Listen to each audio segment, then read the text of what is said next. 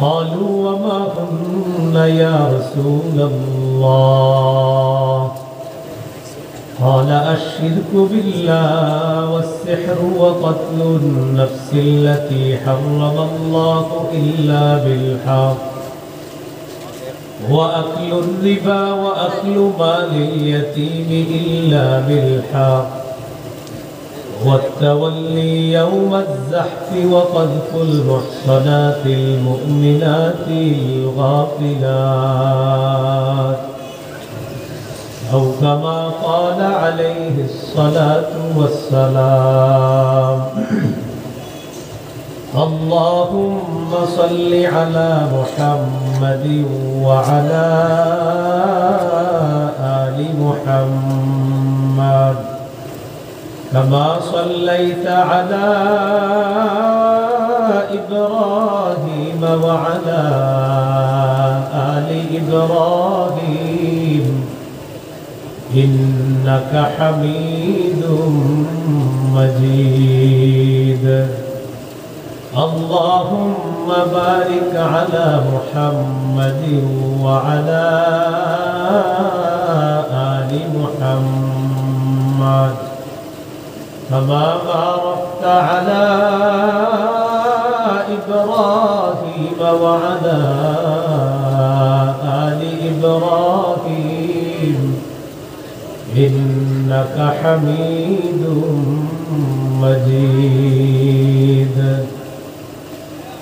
اللهم إني أعوذ بك من شر لساني ومن شر سمعي ومن شر بصري ومن شر مني Jamia Islamia Arabia Sirajnagar Raipura Narsingdi এর উদ্যোগে আয়োজিত দস্তারবন্দি উপলক্ষে 2 দিন ব্যাপী 34তম ইসলামী মহাসম্মেলনের দ্বিতীয় দিনের প্রধান অতিথি আলহাজ জামাল আহমেদ চৌধুরী, সাবেক সভাপতি রায়পুরা উপজেলা বিএনপি, উদ্বোধক জনাব খালিদ হোসেন নাহিদ মোল্লা, সিনিয়র যুগ্ম আহ্বায়ক রায়পুরা উপজেলা যুবদল,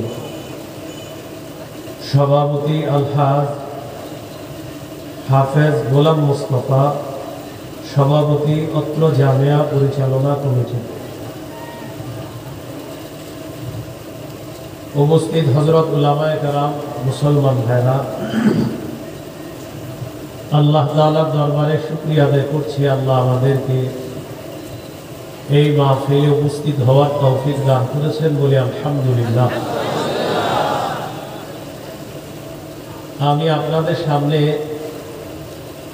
সূরাতুল বাকারার 278 নম্বর আয়াতে কারিমা তেলাওয়াত করলাম। এই আয়াতে আল্লাহ তাআলা আমাদেরকে ভয়ঙ্কর একটা অপরাধ ছেড়ে দেওয়ার আদেশ করেছেন। এই অপরাধ আমাদের সমাজে, ঘরে, রাষ্ট্রে, ব্যক্তি জীবনে, পারিবারিক, সামাজিক, এমনকি আন্তর্জাতিকভাবেও এমন একটা অবস্থা দাঁড়িয়েছে এই অপরাধটা। মানুষ এখন এই অপরাধটি এমনভাবে করে যেন এটা কোনো অপরাধী না, এবং এই অপরাধের ব্যাপারে কিছু বললে কিছু মানুষ খুব ভয়ঙ্কর আচরণ করে। এই অপরাধটির নাম হলো সুদ। কি? সুদ। সূরা বাকারার 278 নম্বর আয়াতে আল্লাহ তাআলা হুকুম করেছেন আমরা যেন সুদ ছেড়ে দিই। সমাজের মধ্যে যারা সুদের কারবারের সাথে জড়িত তাদেরকে যদি বলা হয় জবাব দেন, কি করব?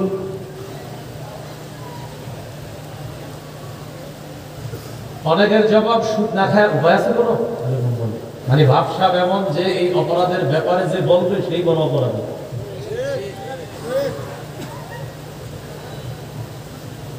সুদের আরবি কোরআন হাদিসে হলো রিবা। রিবার আবিধানিক অর্থ হলো আজ-জিয়াদা, অতিরিক্ত। পবিত্র কোরআনে রিবা দ্বারা উদ্দেশ্য হলো কুল্লু জিয়াদাতিন লা ইউকাবিলুহা ইওয়াজ, প্রত্যেক ওই অতিরিক্ত অংশ যা কোনো বিনিময় ছাড়া খামাখা অর্জন করা হয়। হাদিসে রিবার সংজ্ঞা এভাবে এসেছে, আল জামিউস সগীর হাদিসের কিতাব 6318 নম্বর হাদিস। হাদিসের বর্ণনাকারী আলী ইবনু আবি তালেব রাদিয়াল্লাহু তাআলা, তিনি বলেন, কুল্লু করজিন জাররা মানফাআতান ফাহুয়া রিবা। যেই ঋণ উপকার কামাই করে, যেই ঋণ শর্তযুক্ত উপকার কামাই করে, বিনিময় কামাই করে, সেটাই রিবা, সেটাই সুদ।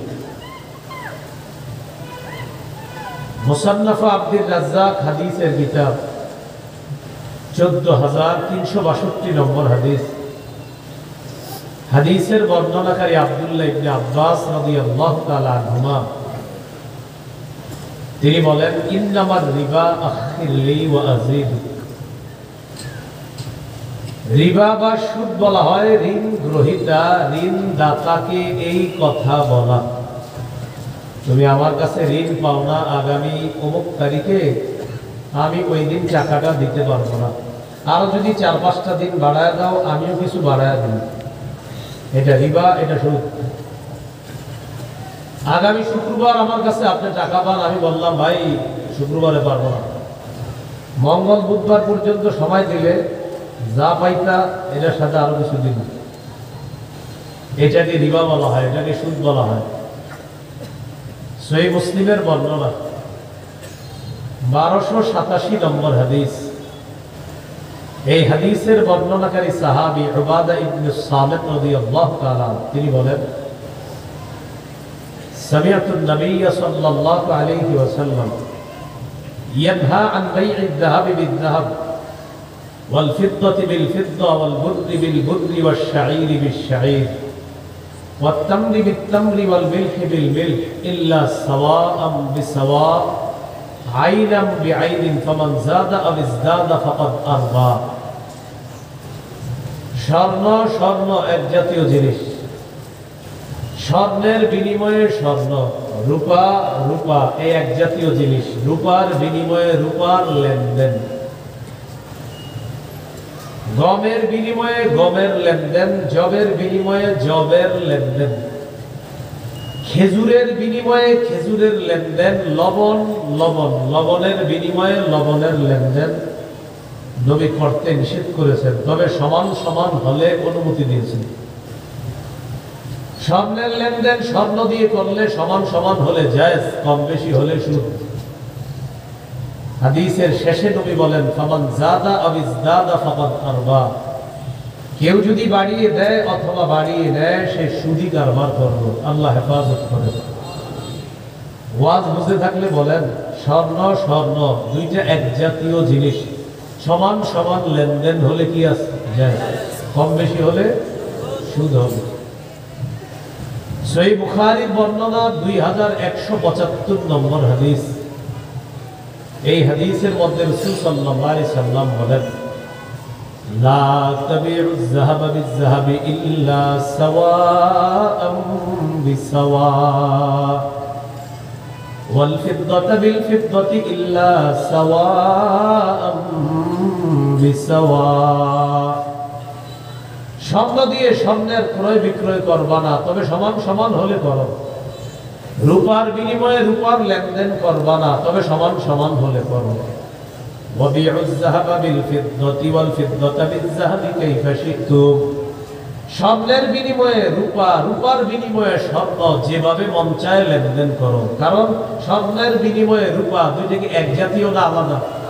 যেভাবে মন চায় লেনদেন করা যাবে। রূপার বিনিময়ে স্বর্ণ এক জাতীয় না আলাদা? এই আলাদা, এটার মধ্যে যেভাবে মন চায় কম বেশি লেনদেন করলে কোনো সমস্যা নেই।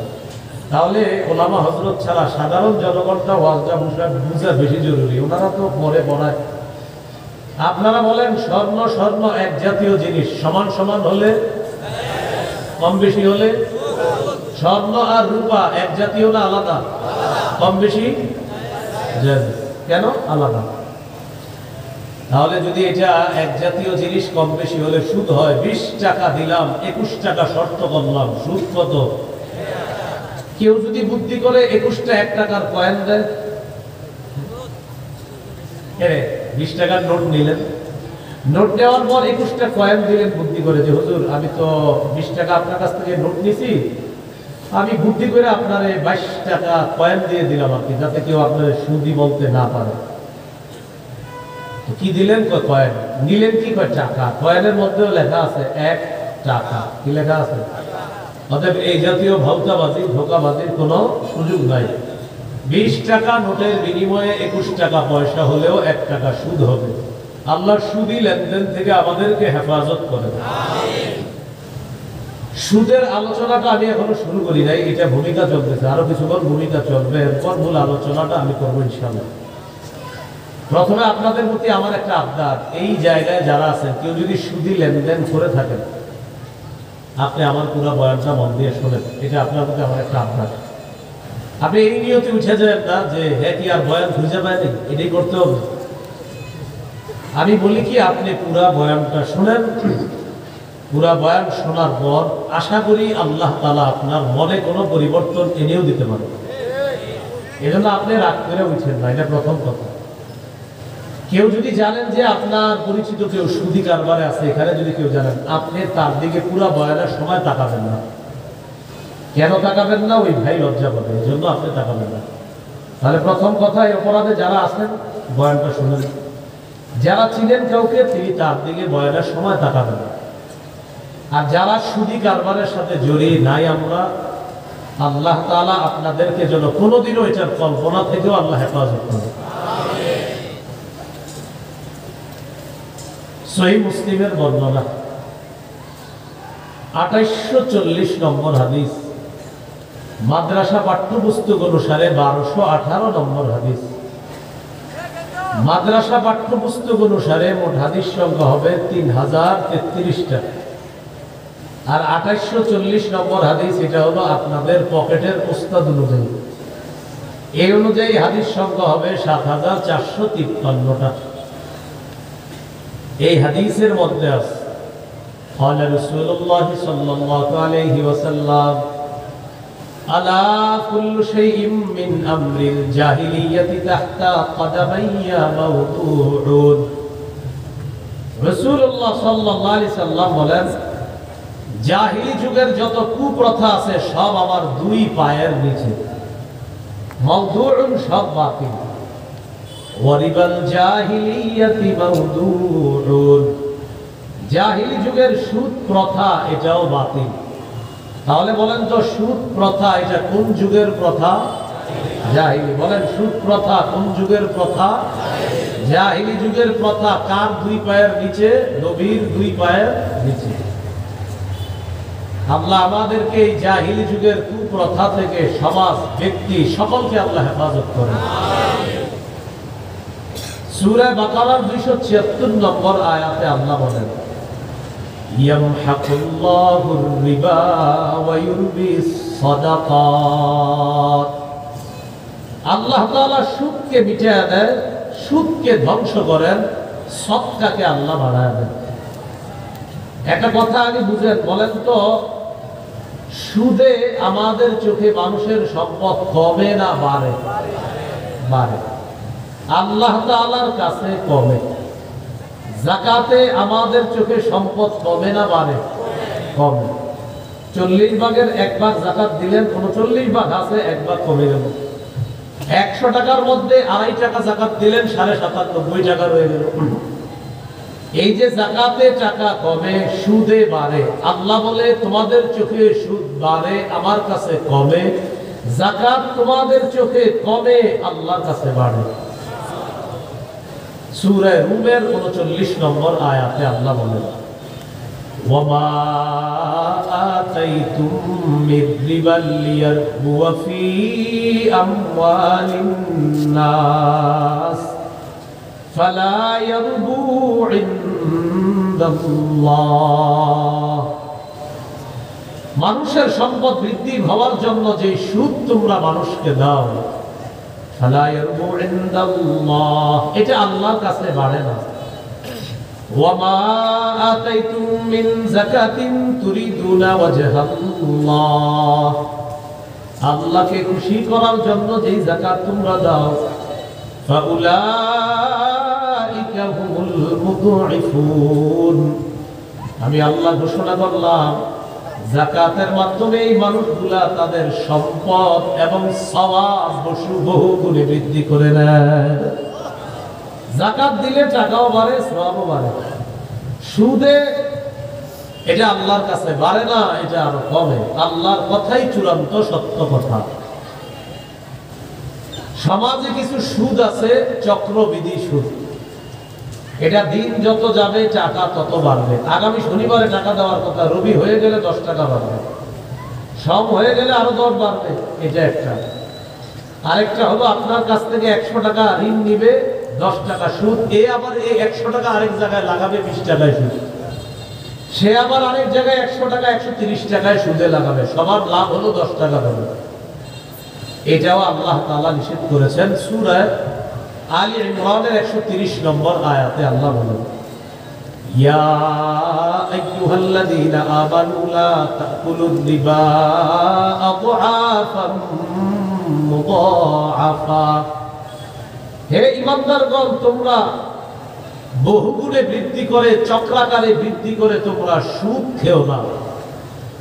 সমাজে কিছু আছে আশা, হতাশা, নিরাশা, ভালোবাসা, সোনার বাংলা, ব্র্যাক ইত্যাদি, মানুষকে দ্রুত ধনী বানানোর জন্য দারিদ্র বিমোচনের নামে কিস্তিতে মানুষকে ক্ষুদ্র ঋণ দেয়। স্লোগান হলো দারিদ্র বিমোচনে এই ক্ষুদ্র ঋণ দিয়ে তাদেরকে ধনী বানাবে। আল্লাহর কসম, সুদের ওই ঋণ কিস্তি পরিশোধ করতে করতে ফকির আগের চাইতে আরো বেশি ফকির হয়, গরিব আরো বেশি গরিব হয়। ওর টিন, ওর ঘর, ওর জমি জামা সব বেচার এক সময় এমন একটা অবস্থা হয়ে যায়।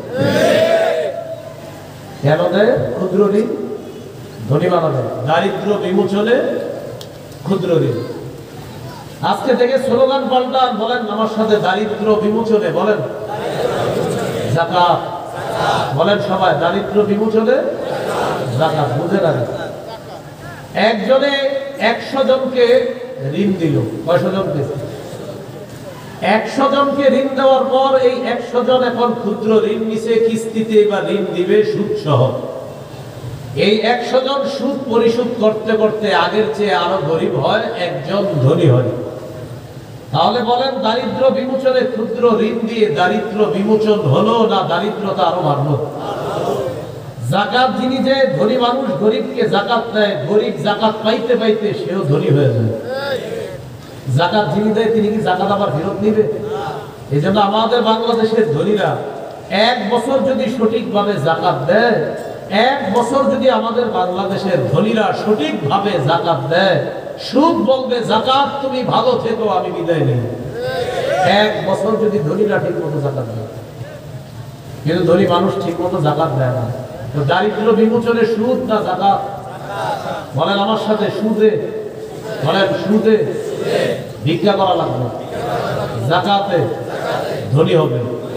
সুদের শেষ পরিণতি বলেন ভিক্ষা করা, যাকাতের শুভ পরিণতি ধনী হওয়া।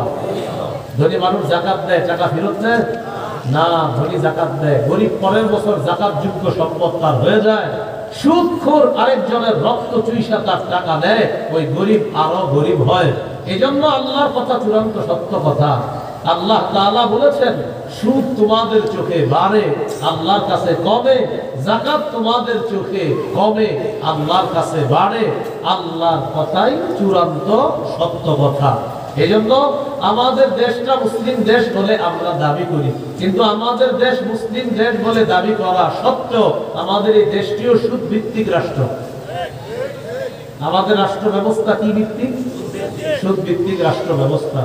যাকাত ভিত্তিক রাষ্ট্র ব্যবস্থার জন্য শরিয়া আইনের কোনো বিকল্প নাই।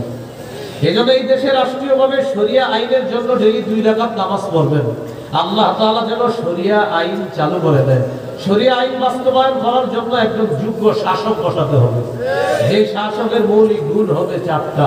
সূরা হজের 41 নম্বর আয়াতে আল্লাহ বলেছেন, 1 নম্বর গুণ হবে আকামুস সালাহ, তিনি নামাজ কায়েম করবেন। 2 নম্বর আতাউজ যাকাত, তিনি রাষ্ট্রীয়ভাবে যাকাত ব্যবস্থা ব্যাপকভাবে প্রচার প্রসার করবেন। 3 নম্বর আমারু বিল মারুফ, নেক কাজের আদেশ করবেন। 4 নাম্বার অনাহা আনিল মুনকার, অসৎ কাজ থেকে নিষেধ করবেন। সুদের বিকল্প যাকাত। যাকাত ভিত্তিক রাষ্ট্র ব্যবস্থা হবে কিভাবে? শরিয়া আইন চালু করলে। শরিয়া আইন চালু হবে কিভাবে? একজন যোগ্য রাষ্ট্রনায়ক যদি পাই আমরা।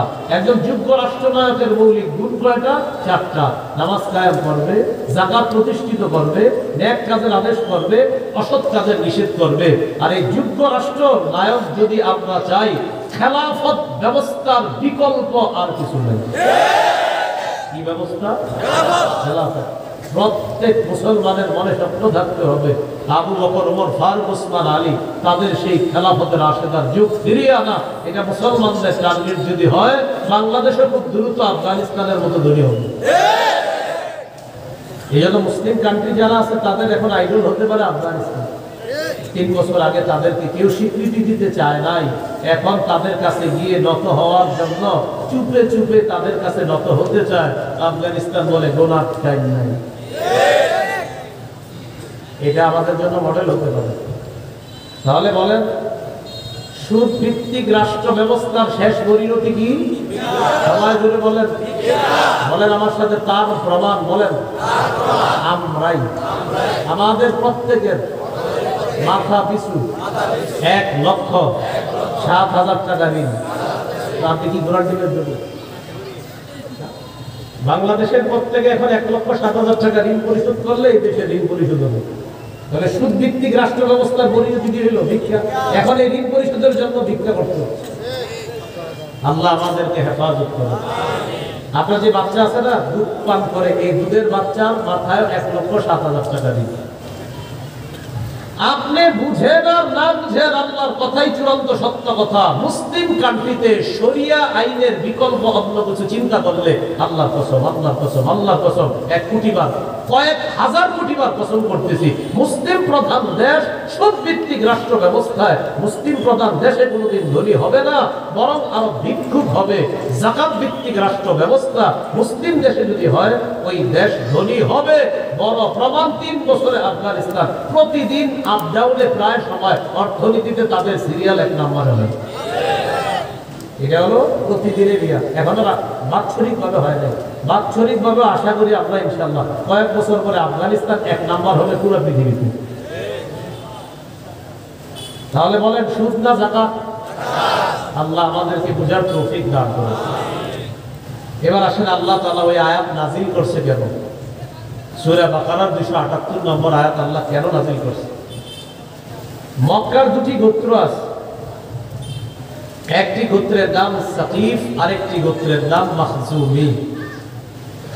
এই 2 গোত্র তখনও মুসলমান হয়নি। সাকিফ গোত্র ঋণ দিয়েছে মাখজুমি গোত্রকে এই শর্তে ঋণ পরিশোধ করবা সুদ সহ। ফালাম্মা জাআল ইসলাম ওয়া দাখালু ফীহি,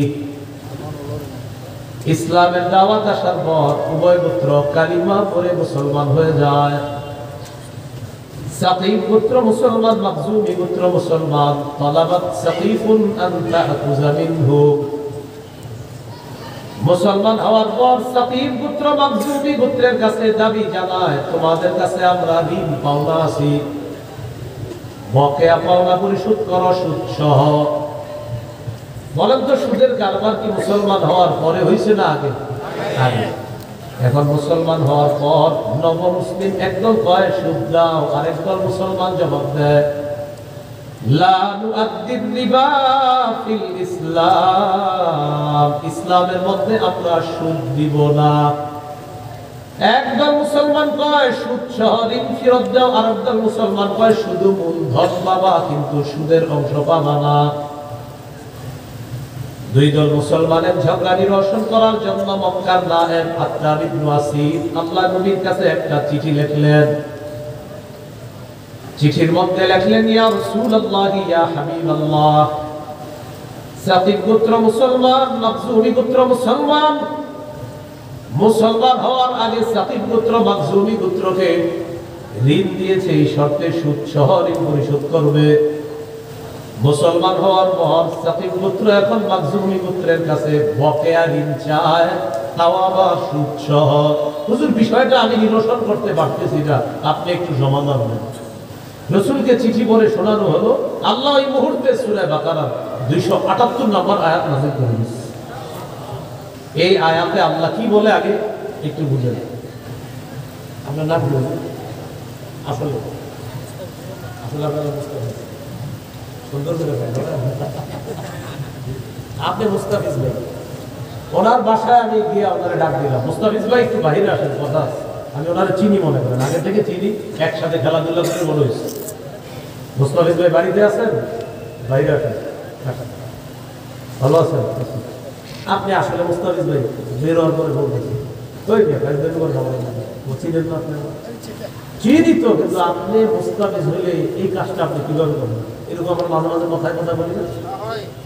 আপনি যদি মুস্তাফিজ ভাই হয়ে থাকেন এটা করেন না, তাহলে মুস্তাফিজ ভাইকে চিনি, চিনে আবার ডাক দিয়েছি, ডাক দিয়ে বের করে এনে বললাম আপনি আমার মুস্তাফিজ ভাই হয়ে থাকলে এই কাজটা আর করবেন না। আল্লাহ তাআলা আয়াত নাযিল করে দিয়েছেন, দেখে কি বলে, ইয়া আইয়ুহাল্লাযীনা আমানুত্তাকুল্লাহ ওয়া যারু মা বাকিয়া মিনার রিবা ইন কুনতুম মুমিনিন। আল্লাহ তাআলা বলেন, হে ঈমানদারগণ, তোমরা আল্লাহকে ভয় করো। কি বলে ডাকতেছে? জোরে বলেন, কি বইলা? আরো জোরে, আরো জোরে। তাহলে আমাদের পরিচয় কি বলে ডাক দিলেন? আল্লাহ। আল্লাহ তাআলা বলেন, হে ঈমানদারগণ, জি আল্লাহ বলেন, আসলে কি তোমরা মুমিন? জি আল্লাহ মুমিন। তাহলে সুদের কারবার ছেড়ে দাও। হ্যাঁ, হে ঈমানদারগণ, জি আসলে তোমরা মুমিন? জি, সুদের কারবার ছাড়ো। ডাক দিছি কি বলে? পরিচয় দিয়ে ডাক দিছি। পরে বলতেছে ওয়াদারু মা বাকিয়া মিনার রিবা ইন কুনতুম মুমিনিন, যদি আসলে মুমিন হও সুদের কারবার ছেড়ে দাও। এখন আপনারা আসলে মুমিন কিনা? মানুষ আসলে আছে, হ্যাঁ অনেক মানুষ তো একজনও জি বলতেছে না, রোজ শুধু। আনফরচুনেটলি আওয়াজ কমে গেল কেন বলছি, কিন্তু আপনারা উঠছেন না, কিন্তু পুরো বয়ান না শুনে আমি বুঝে ফেলছি জি না বলা। আল্লাহ বললেন, হে ঈমানদারগণ, যদি মুমিন হও সুদের কারবার ছেড়ে দাও। আমি বললাম মুস্তাফিজ ভাই বাইরে আছেন, কথা আছে, আপনি আসলে মুস্তাফিজ হলে এই কাজটা করবেন না। আল্লাহ বলছে, হে ঈমানদার, আসলে যদি মুমিন হও সুদের কারবার ছেড়ে দাও। সোজা কথা। এখন আপনি নিজের প্রশ্ন করেন, আল্লাহ কি বলছে? ঈমানদার? জি আল্লাহ আমি ঈমানদার। বলেন তুমি আসলে মুমিন? জি, তো সুদের কারবার ছাড়ো। একদম সোজা কথা। আল্লাহ আমাদেরকে বুঝার তৌফিক দান করুন। আয়াত চলে আসছে মক্কায়, আয়াতটা পৌঁছায় দেওয়া হয়েছে যে এই আয়াত আল্লাহ নাযিল করছে, তোমরা নবমুসলিম যারা শুনে দাও ভালো করে। তো সাকিব গোত্র নতুন মুসলমান, তাদেরকে জানানো হলো, আল্লাহ বলছে, হে ঈমানদারগণ, যদি মুমিন হও সুদের কারবার ছেড়ে দাও। নতুন মুসলমানদের জবাবটা কত চমৎকার শুনেন। তারা বললেন, নাতুবু ইলাল্লাহ ওয়া নাযারু মা বাকিয়া মিনার রিবা। এই মুহূর্তে তওবা করলাম, অতীতের সুদের কারবার ছেড়ে দিলাম, নিয়ত করলাম কোনোদিনও আর সুদের কল্পনাও করব না। সাথে সাথে তওবা করলাম, সুদের কারবার ছেড়ে দিলাম, ওয়াদা করলাম কখনো সুদের কারবার করব না। আমাদের ওই তিনটা হওয়া উচিত। তওবা করলাম, সুদের কারবার ছেড়ে দিলাম, ওয়াদা করলাম ভবিষ্যতে আর কখনো সুদের কারবার করব না। আল্লাহ তৌফিক দান করুন। এই হলো আজকের আলোচনার ভূমিকা। তাহলে ভূমিকা গেল, এখন আমরা মূল আলোচনায় নিতে। এই আলোচনাটা সবাই মন দিয়ে শোনেন, আর যেই কয়টা মুখস্থ থাকবে এই কয়টা গিয়ে আপনি, যে ব্যক্তি সুদ খায় প্রয়োজনে ওর পায়ে ধরবেন, ওর পায়ে ধরে হলেও ওরে বলবেন তুমি সুদ খায়। সুদের ভয়াবহতা, 1 নম্বর 16টা ভয়াবহতা বলবো, আল্লাহর রাস্তায় একটু শুনেন। 16টা ভয়াবহতা বলবো, ওয়াজটা শেষ হয়ে যাবে। কয়টা ভয়াবহতা? 16টা। 1 নম্বর, সুদ হারাম এটা জানার পরেও যারা সুদ খাবে তারা যেন আল্লাহ আর নবীর বিরুদ্ধে যুদ্ধের প্রস্তুতি নেয়। সুদ হারাম এটা জানার পরেও যারা সুদ খাবে। সূরা বাকারার 279 নম্বর আয়াতে আল্লাহ বলেন, فَإِن لَّمْ تَفْعَلُوا فَأْذَنُوا بِحَرْبٍ مِّنَ اللَّهِ وَرَسُولِهِ। সুদ হারাম এটা জানার পরেও তোমরা যারা সুদের কারবার ছেড়ে না দাও, ফাযানু বিহারবিন মিনাল্লাহি ওয়া রাসূলিহি, আল্লাহ আর রাসূলের পক্ষ থেকে যুদ্ধের ঘোষণা নিয়ে নাও। এই আয়াতের ব্যাখ্যায় আব্দুল্লাহ ইবনে আব্বাস রাদিয়াল্লাহু তাআলা আনহুমার বর্ণনা, ইউকালু লিআকিলিদ রিবা ইয়াওমাল কিয়ামাতি ফুসিলাহাকা লিল হার, কিয়ামতের ময়দানে আল্লাহ তাআলা সুদখোরকে বলবে, ও সুদখোর, তুমি তোমার সুদ নামা বস্ত্র দাও, আমি আল্লাহর সাথে লড়াই করার জন্য। কিয়ামতের মাঠে সুদখোরকে আল্লাহ বলবে, অস্ত্র নাও, আমি আল্লাহ আর আমার রাসূলের সাথে তুমি লড়াই করবা, এজন্য তুমি অস্ত্র নাও। আল্লাহ হেফাজত করুন। ভয়াবহতা নাম্বার 2, যারা সুদ খায় আল্লাহ না করে, এই অবস্থায় যেন মরণ না হয়। আজকে যেন আল্লাহ তাদেরকে তওবার সুযোগ করে দেয়। আল্লাহ না করেন যারা সুদী লেনদেন অবস্থায় মারা যায়, প্রিয় ভাইয়ারা, তারা কবর থেকে পাগল অবস্থায় উঠবে। সূরা বাকারার 275 নম্বর আয়াতে আল্লাহ বলেন, আল্লাযীনা ইয়াকুলুনা রিবা লা ইয়াকুমুনা ইল্লা কামা ইয়াকুমুল্লাযী ইয়াতাখাব্বাতুহু আশ-শাইতানু মিনাল মাস, ذلك بأنهم قالوا إنما البيع مثل الربا وأحل الله البيع وحرم الربا। যারা সুদ খায় তারা কবর থেকে এমন অবস্থায় উঠবে, দেখলে মনে হবে শয়তানের স্পর্শে তারা পাগল হয়ে গেছে। কেন? তারা দুনিয়াতে বলতো সুদ আর ব্যবসা একই রকম। তারা বলতো ব্যবসা সুদের মতো, ব্যবসায়ও লাভ হয়, সুদেও লাভ হয়, অতএব দুইটা একরকম। আপনারা বলেন 2 লভ্যাংশ কি এক না সম্পূর্ণ আলাদা? ব্যবসায়ী কত কষ্ট করে, 6 মাস মাছরে আদার খাওয়ায়, টাকা খরচ করে, 1-2টা মাছ মারা গেলে তার টেনশনের শেষ থাকে না। এরপর মাছটা যাত্রা বাড়ি পাঠানোর পর টেনশন করে, আল্লাহ জানে কতটুকু লাভ পাই নাকি না পাই। মুরগির ফার্মাসে যান, একটা মুরগি মারা গেলেও টেনশনের শেষ থাকে না। বেচারা মাথার ঘাম পায়ে ফেলে মাস শেষে কর্মচারীর বিল, কারেন্ট বিল, সব বিল দেওয়ার পর এরপর সে হিসাব করে আমার লভ্যাংশ আছে কিনা। ব্যবসায়ীর ব্যবসার লাভ, মাথার ঘাম পায়ে ফেলা লাভ। সুদখোর 25 দিন পর্যন্ত ঘুমায়, তাস খেলায়, জুয়া খেলায়, সিগারেট, বিড়ি ইত্যাদি খায়। 25 তারিখের পরে পাওনাদারদেরকে ফোন দেয়, আব্দুর রহিম ভাই মনে আছে তো?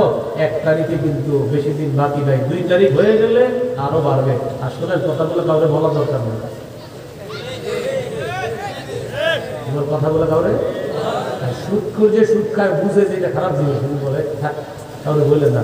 আর যারা দেখবেন কিছু এলাকায় সুদ যারা দেয়, এদের কিছু কাস্টমার থাকে। কাস্টমার মানে এই মানুষগুলো ওর থেকে সুদে টাকা দেয়, বুঝলে কি করবে? আবার বলে আপনারা আমার বাবা 100 জন আছেন, আপনারা মোটামুটি এগুলো তো জিজ্ঞাসা করলে বলে আমি হসপিটাল আসছি, বিষয়টা খারাপ দেয় না। হ্যাঁ, এরকম কিছু আপনার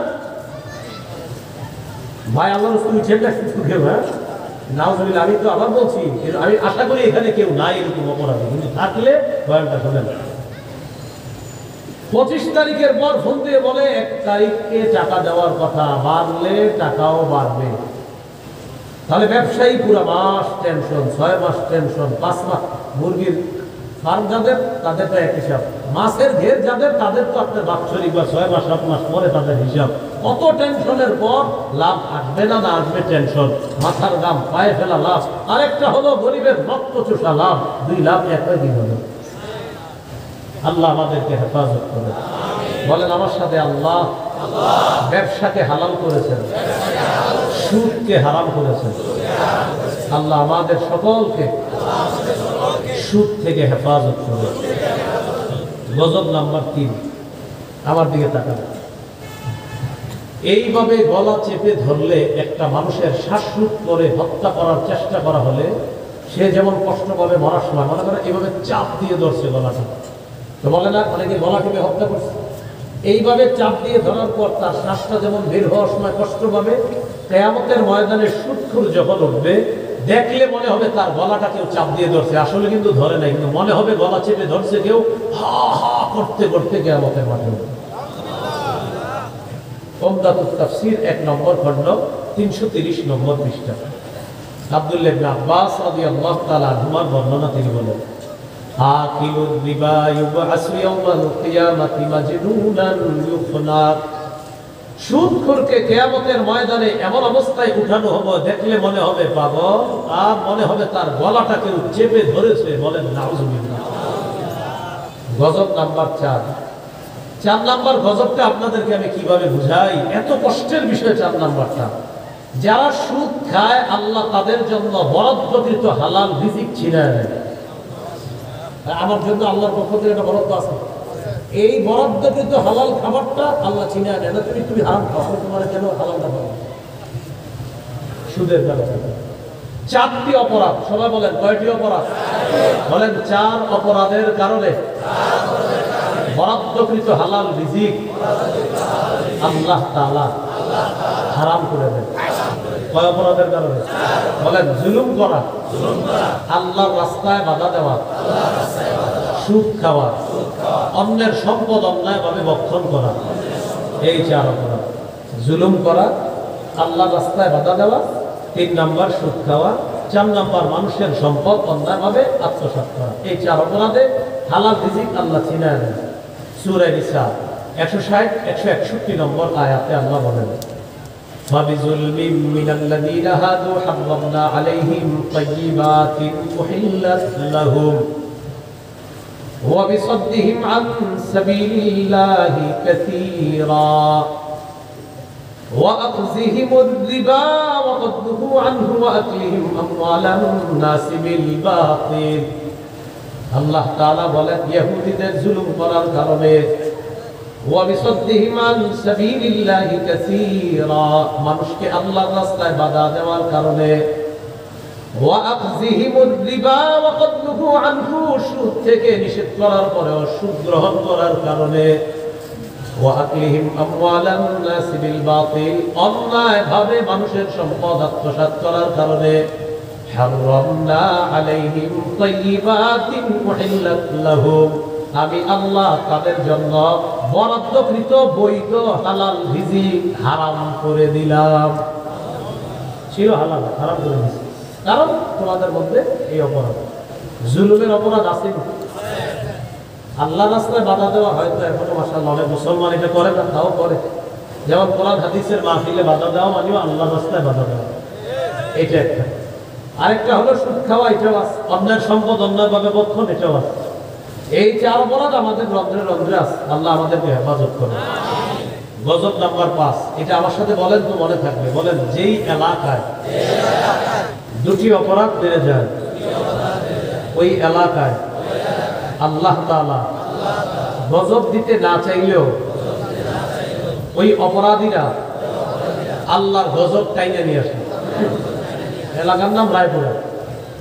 এই রায়পুরা এলাকায় মনে করেন আল্লাহ তাআলা গজব দিবে না, সুদখোরেরা আর ব্যভিচারকারীরা আল্লাহর গজবটা হালাল করে এলাকার জন্য।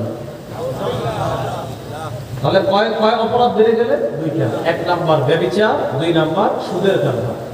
আত-তারগীব ওয়াত-তারহীব কিতাবের নাম, 3 নম্বর খণ্ড, 69 নম্বর পৃষ্ঠা। ইযা যাহারাজ যিনা ওয়াত রিবা ফি ক্বরিয়াতিন ক্বাদ আহাল্লু বিআনফুসিহিম আযাবাল্লাহ। কোন এলাকার মধ্যে যখন 2টি অপরাধ বেড়ে যায়, 1 নাম্বার ব্যভিচার, 2 নাম্বার সুদের কারবার, ওই এলাকার মধ্যেই অপরাধীরা ক্বাদ আহাল্লু বিআনফুসিহিম আযাবাল্লাহ, আল্লাহ তাআলার আযাব ত্বরান্বিত করে, আল্লাহর আযাব বৈধ করে নেয়। নাউযুবিল্লাহ। গজব নাম্বার 6, বলেন যে এলাকায় সুদের কারবার বেড়ে যায়, এই এলাকায় দুর্ভিক্ষ লাগে। মামুন নাকি চালে, ঘরের চালে আগের মতো লাউ সিম এগুলা পায় না। কেন পায় না জানেন? সুদখোরের কারণে। মা তার সন্তানকে দুধ পান করানোর জন্য বুকে দুধ পায় না, ল্যাকটোজের 1, 2, 3, 4 কিনে খাওয়াতে হয়। কেন? সুদখোরের কারণে। প্রিয় সুদখোর, আপনি জবাব দেন, বাচ্চার কি অপরাধ আপনার কারণে ও দুধ পায় না? কেন আপনি অপরাধ করেন বলেন? মুসনাদে আহমদ 17822 নম্বর হাদিস।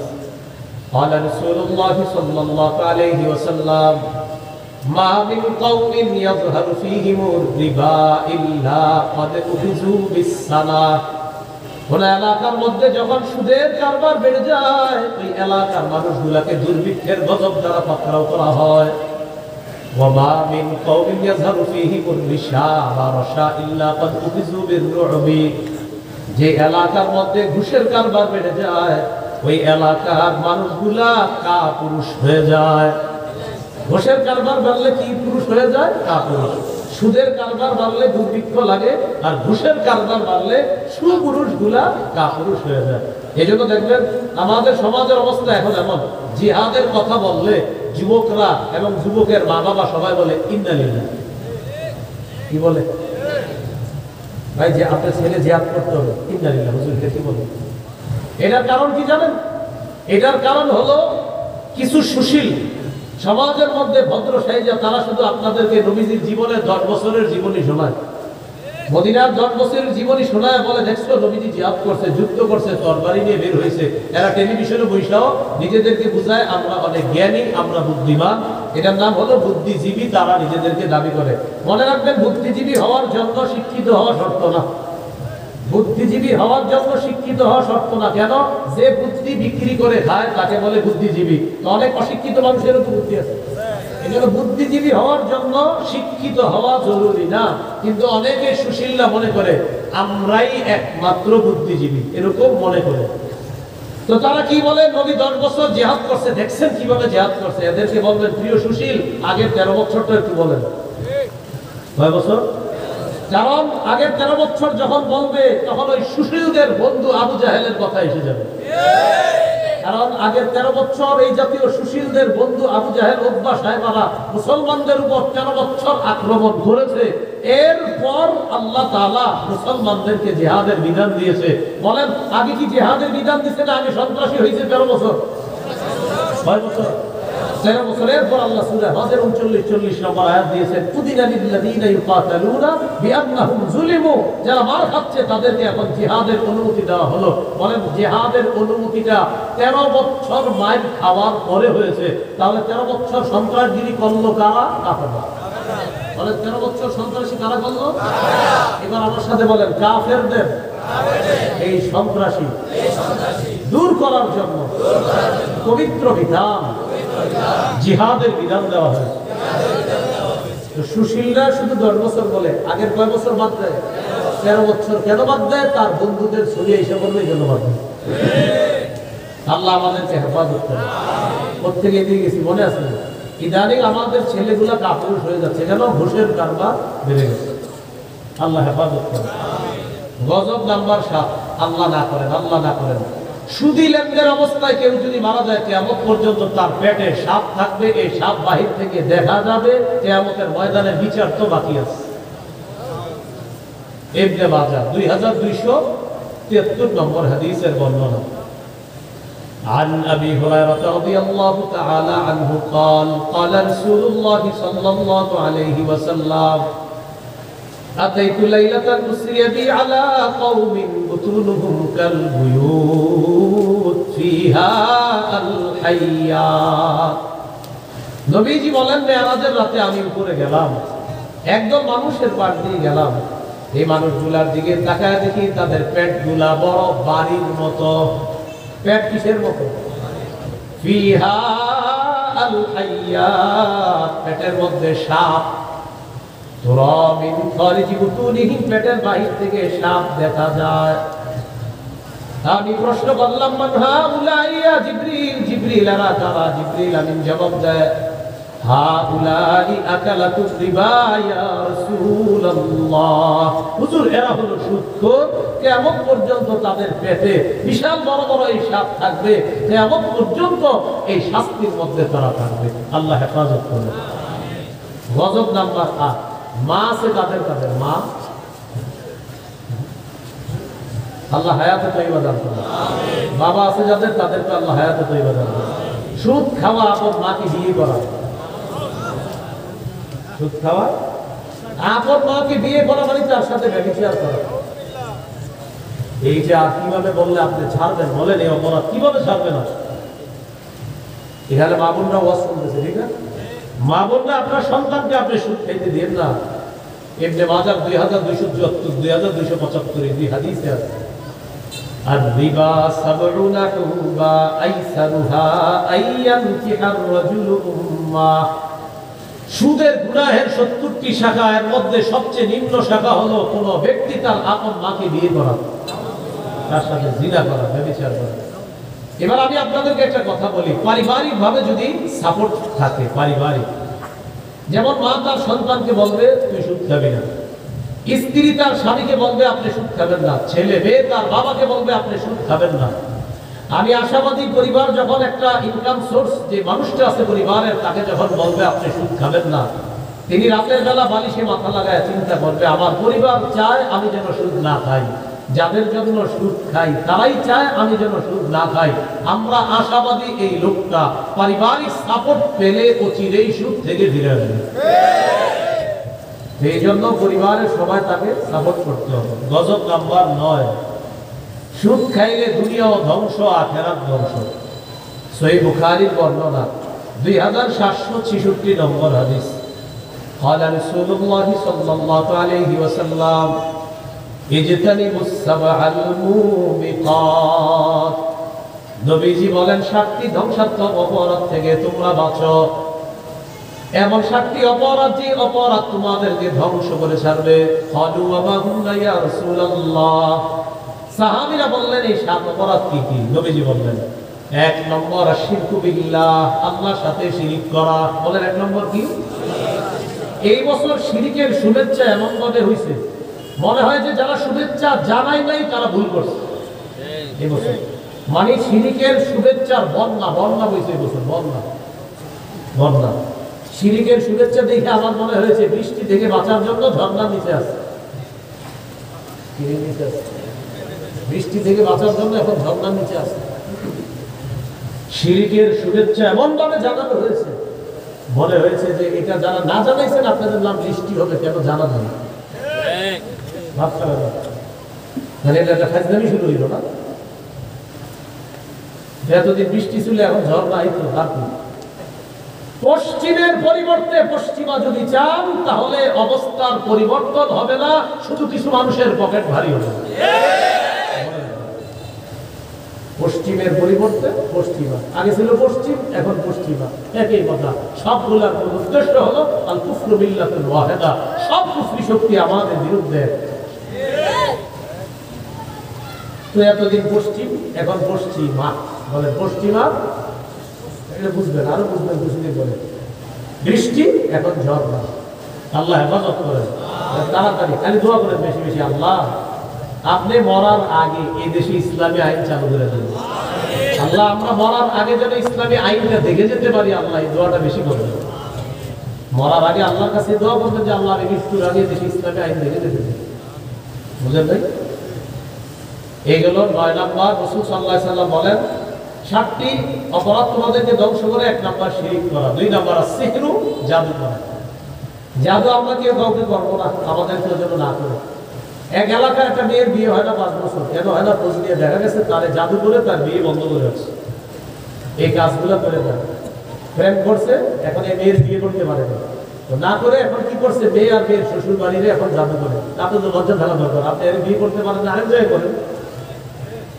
এখন বাস উনি ইয়ে হয়ে গেছে না, উনি জাদু করতে হবে। আমাদেরকে যেন কেউ জাদু করতে না পারে, তাই আমরা, বলেন আমরা, ফজরের পরে, মাগরিবের পরে কুল হুয়াল্লাহ 3 বার, ফালাক 3 বার, নাস 3 বার, যোহর আসর এশার পরে কুল হুয়াল্লাহ 1 বার, ফালাক 1 বার, নাস 1 বার। বলেন তো ফজর মাগরিবের পরে কয়বার? যোহর আসর এশার পরে।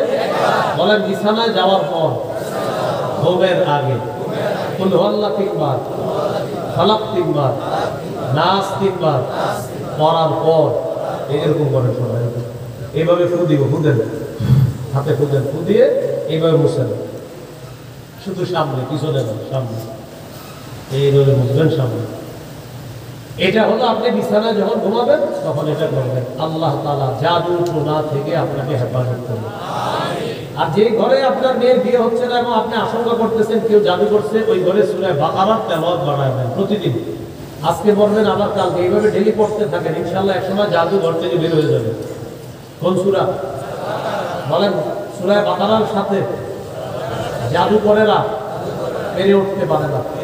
হ্যাঁ, লা তাসতাতিউহাল বাতালা, সূরা বাকারার সাথে জাদুকরেরা পারে না। এইজন্য যেই ঘরে ঝামেলা সূরা বাকারা তেলাওয়াত করেন। তাহলে কয় অপরাধ ধ্বংস করে? 7টা। 1 নাম্বার শিরক করা, 2 নাম্বার জাদু করা, 3 নাম্বার ওয়াকাতলুন নাফসিল্লাতী হারামাল্লাহু ইল্লা বিল হক, অন্যায়ভাবে কাউকে হত্যা করা। 4 নাম্বার আকলুর রিবা, সুদ খাওয়া। 5 নাম্বার আকলুল মালিল ইয়াতীম, এতিমের সম্পদ অন্যায়ভাবে ভক্ষণ করা। 6 নাম্বার তাওয়াল্লি ইয়াউমাজ যাহফি, জিহাদের ময়দান থেকে পলায়ন করা। 7 নাম্বার কসফুল মুহসানাতিল মুমিনাতিল গাফিলাত, সতী সাদী মুমিন নারীর উপর মিথ্যা অপবাদ দেওয়া। পুকুরের পশ্চিম পারে মেয়ের বিয়ে ঠিক হয়েছে, মেয়েটা আসলে ভালো, এলাকাবাসীও সাক্ষী দেয় মেয়েটা ভালো। এই মেয়ের ভাই বিয়ে ভালো জায়গায় ঠিক হয়েছে। আমাদের সমাজে একটা অভ্যাস, একজনের মেয়ে ভালো জায়গায় বিয়ে হলে পাশের জন আবার এটা অনেক ক্ষেত্রে দেখতে পারে যে হ্যাঁ বিয়ে তো ভালো জায়গায় হবে না। ছেলের শ্বশুর ছেলের বাপের ফোন নাম্বার সংগ্রহ করছে, ফোন দিচ্ছে, আসসালামু আলাইকুম। আসসালাম, রায়পুর পুকুরের পশ্চিম পারে একটা মেয়ের বিয়ে ঠিক হয়েছে শুনলাম। হ্যাঁ, আমার ছেলের সাথে তো আগামী শুক্রবারে বিয়ে। মেয়ের সবকিছু জানছেন তো? কি জানবো, কেন কিছু বলে নাই? কি বলে নাই? না, সবকিছু জেনে শুনে আগে দিচ্ছেন তো? মানে কি না, সবকিছু তাকে বলে নাই? আচ্ছা রাখি, আসসালামু আলাইকুম। রাসূলুল্লাহ সাল্লাল্লাহু আলাইহি ওয়াসাল্লাম বলেন, ফাসকুল মুহসানাতিল মুমিনাতিল গাফিলাত, সতী সাদী মুমিন নারীর উপর কোনো মিথ্যা অপবাদ দেওয়া দুনিয়া ধ্বংস করা, আখিরাত ধ্বংস করা। এই 7টার মধ্যে সুদ খাওয়ার কথা আছে কিনা? আল্লাহ আমাদেরকে হেফাজত করে। গজব নাম্বার 10, যে ব্যক্তি সুদ খায় ওই অবস্থায় মারা গেলে কিয়ামত পর্যন্ত সে রক্তের নদীতে সাঁতার কাটবে। পেটে তো সাপ থাকবেই, আর সাঁতার কাটতে কাটতে নদীর কিনারায় যাবে, কিন্তু উঠতে পারবে না। সহিহ বুখারীর বর্ণনা 2085 নম্বর হাদিস, সামুরা ইবনে জুনদুব রাদিয়াল্লাহু তাআলা আনহুর বর্ণনা। তিনি বলেন, ফজরের নামাজের পর রাসূল সাল্লাল্লাহু আলাইহি সাল্লাম সাহাবীদের দিকে ফিরে বসলেন। দেখবেন রায়পুরের ইমাম সাহেবরাও ফজরের পর মুসল্লিদের দিকে ফিরে বসে কিনা? বসের আওয়াজটা আস্তে হইলে তো আস্তে হইছে কেন জানেন? অনেকে বলে না এই কারণে, হুজুর ইমাম সাহেব ফজরের পরে কি ঘুমায় না ডাইনে যায় বামে যায় নাকি উনি কি করে তো আমি তো জানি না। এই জন্য আমরা কিছু বলি নাই, আপনি শুধু শুধু এগুলো জিজ্ঞাসা করবেন। কি ঠিক? মসজিদে যায় না, বাসায় পড়ে, বাসায় যায়। মসজিদে যায় না, কিন্তু বাসায় পড়ে। ভালো ধারণা রাখে, সোজা করে বাসায় পড়ে। কুকুরের ভয়ে মসজিদে যায় না, বাসায় পড়ে। বাকিটা আমরা জানি না। রাসূলুল্লাহ সাল্লাল্লাহু আলাইহি সাল্লাম ফজরের পরে সাহাবীদেরকে জিজ্ঞাসা করলেন, গত রাতে কোনো স্বপ্ন দেখছো? সাহাবীরা কেউ কিছু বলে না, তার মানে স্বপ্ন দেখে নাই। নবী বললেন, আমি বলি তোমরা শোনো। রাআইতুল লাইলাতা রাজুলাইনি আতায়ান, গত রাতে 2 ব্যক্তি দেখলাম আমার কাছে আসছে। একজন আমার ডান বাহু, আরেকজন আমার বাম বাহু ধরছে। ধরার পর ফাখরাজানি ইলা আরদিন মুকদ্দাসা, একটা পবিত্র জমিনের দিকে নিয়ে যায়। ফানতালাকনা হাত্তা আতাইনা আলা নাহরিন মিন দাম, চলতে চলতে একটা নদীর কাছে গেলাম। নদীর মধ্যে তাকায় দেখলাম রক্ত আর রক্ত। ফিহি রাজুলুন কাইম, নদীর মাঝখানে এক ব্যক্তি দাঁড়িয়ে আছে। ওয়া আলা ওয়াসতিন নাহরি রাজুলুন বাইনা ইয়াদাইহি হিজারা, নদীর কিনারায় এক ব্যক্তি, তার সামনে পাথর আর পাথর। নদীর মাঝখানের লোকটা নদীর কিনারায় যাওয়ার জন্য সাঁতার কাটা শুরু করে। যেই মাত্র কিনারায় যায়, রামাল্লাযী আলা ওয়াসতিন নাহরি বিহাজারিন ফিহি ফাআলকামাহু হাজারা, কিনারার লোকটা একটা পাথর নিয়ে তার মুখ বরাবর মারে, একদম মুখ। রদ্দাহু হাইসু কানা, লোকটা আবার নদীর মাঝখানে চলে যায়। নবীজি বলেন, কুল্লামা আরাদা আইয়াখরুজা রামা বিহাজারিন ফিহি, যতবার কিনারায় যায় ততবার পাথর মারে, আবার মাঝখানে চলে যায়। আমি বললাম, জিবরিল এটা কে? জিবরিল আমিন জবাব দিলেন, আল্লাযী রাআইতাহু ফিন নাহরি আকিলুর রিবা, হুজুর যারা নদীতে দেখলেন এটা হলো সুদখোর। কিয়ামত পর্যন্ত সাঁতার কাটবে, নদীর কিনারে আসতে পারবে না। গজব নম্বর 11, বলেন যে সুদ খায়, যে সুদ দেয়, যে সুদের কারবার লেখে। এই সুদের কারবার লেখেটা 3 বার বলেন, আবার বলেন, আবার বলেন। অ্যাকাউন্টসের ছাত্র যারা আছেন তারাও বলেন, জোরে বলেন, আরো সুন্দর করে বলেন। যে সুদ দেয়, যে সুদ নেয়, যে সুদের কারবার, যে সুদের কারবার লেখে, যে সুদের সাক্ষী দেয়, এই 4 শ্রেণীর উপর আল্লাহ রাসূলের অভিশাপ। নাসাই বর্ণনা 5103, 5104, 5105, এই 3 হাদিস মিলিয়ে একটা হাদিস শুনুন। عن علي بن أبي طالب رضي الله تعالى عنه أن رسول الله صلى الله عليه وسلم لعن آكل الربا وموكلا وكاتبا وشاهدا।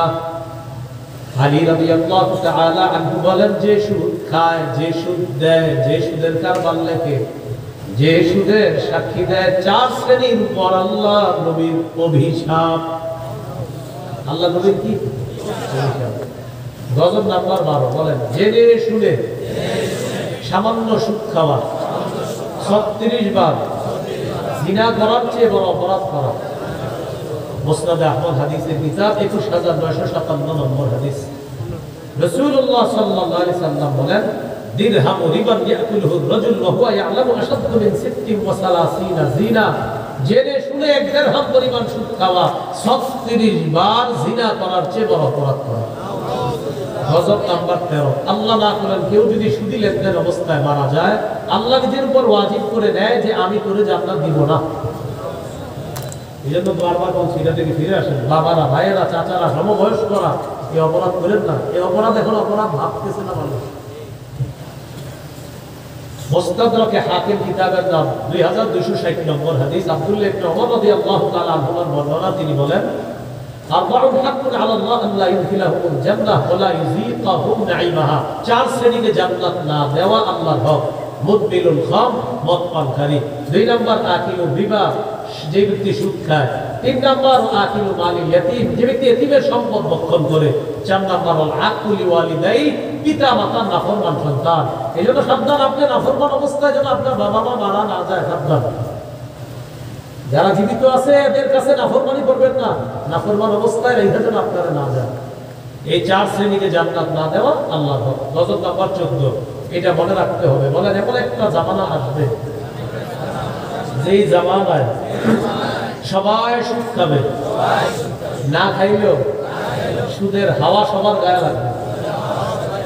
আবু দাউদের হাদিস 3331 নম্বর হাদিস। রাসূলুল্লাহ সাল্লাল্লাহু আলাইহি সাল্লাম বলেন, লা ইয়াতিয়ান্না আলান নাসি জামানুন লা ইয়াবকা আহাদুন ইল্লা আকালা রিবা। এমন একটা সময় আসবে আমার উম্মতের উপর সবাই সুদ খাবে। ওয়াইল্লাম ইয়াকুলহু, সদায় যদিও সুদ না খায়, আসাবাহু মিন বুখারিহি, সুদের হাওয়া সবার গায়ে লাগবে। চলেন আপনার 1 কাপ চা খাবেন, মহিলা বাজারে নিয়ে গেছে। তো বাজারে নেওয়ার পর 5 টাকার দামের 1 কাপ চা খাওয়া গেছে। চা খাওয়ানোর পর উনি মাশাআল্লাহ চলে আসছে। তো ওনার কোনো গুনাহ হবে না, কিন্তু চা খাওয়াটা। উনি আসছে, আসার পর উনি আপনার নামাজ পড়ছে। ফজর জোহর আসর, ফজর জোহর আসর পড়ছে, ভালো লাগছে। মাগরিব এশায় ওনার ভালো লাগে না, নামাজটা কইরা মজা পায় না। ইমাম সাহেবের কাছে গেছে, ইমাম সাহেব আপনার পিছিয়ে আজকে 5 ওয়াক্ত নামাজ পড়লাম, 3 ওয়াক্তে মজা পাইছি, 2 ওয়াক্তে মজা পাইনি কেন?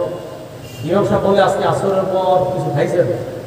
1 কাপ চা খাইছি, বন্ধু খাওয়াইছি।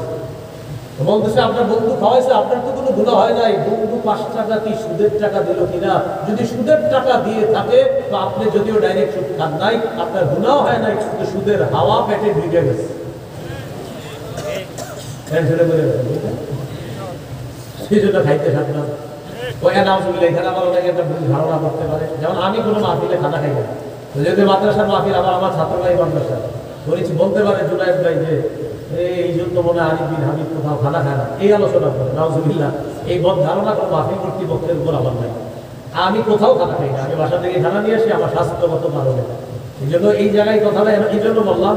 আর আমি হইতে পারে বয়ান থেকে নামার পরে বলবে খানা খাবো, কিন্তু আমি কিন্তু খানা খাই না, কোথাও খানা খাই না।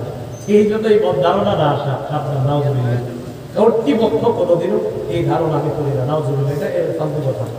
তো আমি যে বিষয়ে খানা খাই না কেন, আমি খানা খাই না স্বাস্থ্যগত কারণে, কোথাও আমি খানা খাই না। খানা বাসা থেকে নিয়ে আসি, আসতে আসতে আপনাদের রায়পুর রেল স্টেশনে আসার ঠিক 2 কিলো আগে আমার খানা শেষ হয়ে গেছে, মানে গাড়িতে বসে বসে আসতে গেছে। তো যে বিষয়টা হলো 14 নম্বর গজব, সুদ না খাইলেও সুদের হাওয়া সবার গায়ে লাগবে। তাহলে দেখছেন কিভাবে লেগে গেছে। আল্লাহ তাআলা বলেছেন কুলু মিনাত তাইয়্যিবাত, আগে হালাল খাও, ওয়ামালু সলিহা, এরপর নেক কাজ করো। নেক কাজের পূর্ব শর্ত হালাল খাওয়া। এজন্য আপনার যখন খাদ্য হালাল না হবে আর কেউ যদি আপনারে কৌশলে ভিতরে ঢুকায়া দেয় উল্টা পাল্টা, বিপদে পড়ে যাবে। গজব নাম্বার 15। at-Targhib wat-Tarhib কিতাবের নাম 3 নম্বর খণ্ড 70 নম্বর পৃষ্ঠা। রাসূলুল্লাহ সাল্লাল্লাহু আলাইহি সাল্লাম বলেন, বাইনা ইয়াদাই ইস-সাআতি ইয়াযহারু যিনা ওয়া রিবা ওয়াল খামর। কিয়ামতের আগে তিনটা অপরাধ বাড়বে: ব্যভিচার, সুদের কারবার, মদ। ব্যভিচার, সুদের কারবার, মদ। আপনারা বলেন এই তিনটা বাড়বে না বেড়েছে? ব্যভিচার বেড়েছে, সুদের কারবার বেড়েছে, মদ বেড়েছে। গাঁজা যারা খায় তারা মনে মনে করে মদে না বাড়ছে, গাঁজা তো বাড়ে নাকি? কিন্তু না, মদ দ্বারা উদ্দেশ্য মাদক দ্রব্য, ইয়াবা, বাবা, গাঁজা, হিরোইন, ফেন্সিডিল, আফিম, কানাডা ড্রাই, মাস্তুদ, শ্যাম্পেন, ডাইল ইত্যাদি যা আছে সব ভ্যানের চিপায় চুপায় দোকানের পিছে বৈশা যা টানা হয় সব এগুলা মাদক দ্রব্য। তুমি কি করছে? বাড়বে। এগুলা কি বাড়বে না বেড়েছে? সাধারণ যে যারা আপনার মাদক দ্রব্য নিতেছেন আপনি কিন্তু বেঁচে যান না, আপনি ওইটার মধ্যে আছেন। এগুলো গজব নাম্বার 15। গজব নাম্বার 16, সর্বশেষ গজব। বলেন সুদের শেষ পরিণতি ভিক্ষা। ওই আগে বলছি সুদের শেষ পরিণতি কি? ইবনে মাজাহ 2279 নম্বর হাদিস। নবীজি বলেন, মা মিন আহাদিন আকসারা মিনার রিবা ইল্লা কানা আকিবাতু আমরিহি ইলা কিল্লাহ। যে ব্যক্তি সুদ বেশি বেশি খায় জানায়া দিও তার শেষ পরিণতি হবে কমে যাওয়া।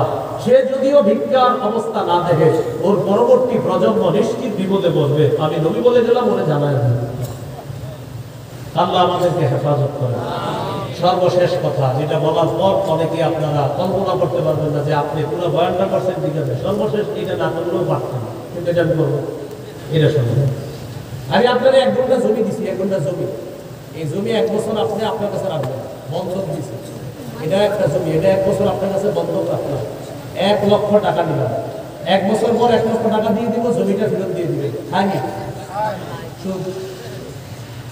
জমি চাষাবাদ করেন, আবার দিয়ে আওয়াজ হালকা হয়ে গেল।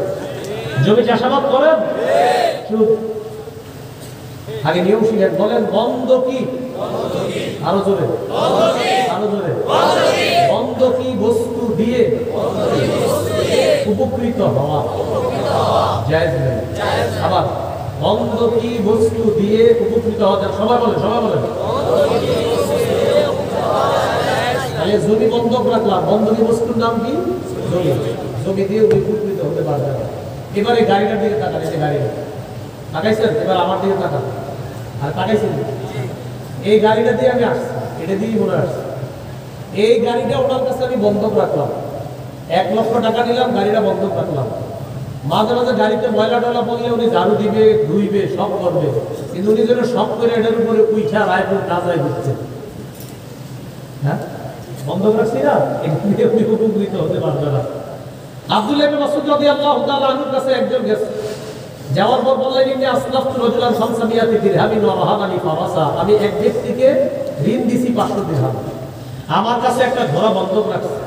আব্দুল্লাহ ইবনে মাসউদ রাদিয়াল্লাহু তাআলা আনহু বললেন, ঘোড়ার উপরে তুমি চড়ো বা কাউকে চড়াও, যদি তুমি নিজে ঘোড়ার উপরে উঠো বা কাউকে উঠাও, এই উঠো বা উঠাওটা হবে সুদি কারবার। কারণ বন্ধকি বস্তু হলো ঘোড়া, এটা শরীরে ময়লা লাগলে গোসল টোসল সব ঠিক আছে, উইঠা নিজে আরাম করা যাবে না, বা বাচ্চাকে উঠায় আনন্দ দেওয়া যাবে না, কারণ এটা বন্ধকি বস্তু। করবেনটা কি? ভাড়া দিবেন। বলেন কি করবেন? ভাড়া, জমি ভাড়া দিবেন। আপনাকে আমি জমিটা দিলাম, 1 বছর খাইবেন, 20,000 টাকা দিবেন, আপনি 5,000 টাকা পাইবেন। 1 বছর পর জমি দিয়ে দিবেন, আপনার কাছে এটা ভাড়া দিলাম, এই 20,000 টাকা আমি আর ওনারে দিব না, এটা হলো ভাড়া। এই সিস্টেম জায়েজ। তো প্রিয় ভাইরা, আপনারা আল্লাহর সুদি কারবারের সাথে জড়িয়ে যাবেন না। এই জন্য আপনারা অনেকে ব্যবসা শুরু করেন বিভিন্নভাবে। এই মাদ্রাসা আছে এখানে, আরো আশেপাশে রাজ্যে বড় বড় মাদ্রাসা। আগে মাদ্রাসায় যাবেন, আলেমদের সাথে বসবেন, কথা বলবেন যে হুজুর আমি তো এরকম একটা ব্যবসা শুরু করতে চাইতেছি, আমার এই ব্যবসাটি হালাল না হারাম, আপনি যদি একটু আমারে বলেন তাহলে আমি ব্যবসাটা শুরু করতে পারি। কারণ অনেক সময় ব্যবসার মধ্যেও কিছু উল্টাপাল্টা বিষয় অনেকে ঢুকিয়ে দিবে আপনার না বুঝা। যেমন বিকাশ ব্যবসাটা, এটার একটা সঠিক সুরত আছে, সঠিক সুরতটা মাদ্রাসায় জানতে হবে। যে আপনি কি বিকাশ দিয়ে যে টাকা পাঠাচ্ছেন, আসলে কি এজেন্টে পাঠান না পার্সোনাল পাঠান? এজেন্টে পাঠাইলে এক মাসালা, পার্সোনাল পাঠাইলে আরেক মাসালা। আপনি এজেন্ট হইলে আবার পার্সোনাল পাঠাইয়া বেশি লাভ করেন কিনা, সেটাও একটা বিষয় আছে। আছে। এই জন্য ব্যবসা করার আগে আলেমদের সাথে একটু বলবেন, মানে আমি ওনার কাছে এজেন্টে টাকা পাঠাবো, এজেন্টে তো এজেন্টে লাভ করবো, এজেন্টে লাভ করবো, আর পার্সোনালে লাভ বেশি। তাহলে আমি তো এজেন্ট, আমি ব্যবসায়ী কি এজেন্ট, তো এজেন্টে পাঠাবো, পাঠাইছি পার্সোনালে, তাহলে এজেন্টের লাভ তো পার্সোনালে বেশি। এই যে পার্সোনালে বেশিটা করতেছেন, এটা কি সঠিক হচ্ছে কিনা, এটা একটু আলেমদের কাছ থেকে আপনার বসতে হবে। আপনি কোন শুরুতে বিকাশ ব্যবসা করেন, আপনি কোন শুরুতে নতুন নতুন বিভিন্ন ব্যবসায় জড়িয়ে যাচ্ছেন, এগুলো আলেমদের কাছ থেকে জানতে হবে। আর আজকের যে আলোচনাটা, এই আলোচনাটা আপনারা সকলেই সংগ্রহ করে নেবেন। আমার একটা সংকলন আছে মিম্বরে, আমারও 3 নম্বর খণ্ডে সম্পূর্ণ কথাগুলো পাবেন।